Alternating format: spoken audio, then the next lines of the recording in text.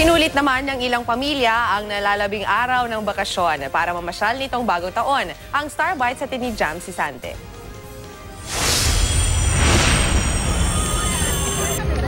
Kahit matindi ang sikat ng araw, masaya nagpiknik ang maraming pamilya sa Luneta. Wala naman kasing gagawin sa bahay, kaya enjoy na lang dito na lang sa Luneta. Walang gastos, magdala ka na ng pagkain, pamasahe lang.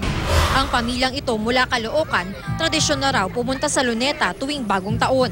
Steady lang kami, tapos ikot-ikot. Sa iba naman may bayad kasi. Pero hindi lahat na nandito sa Luneta masaya ang bagong taon. Tulad ni Aling Rosalina na magdamag na hinahanap ang 27 anyos na anak na may diferensya sa pag-iisip.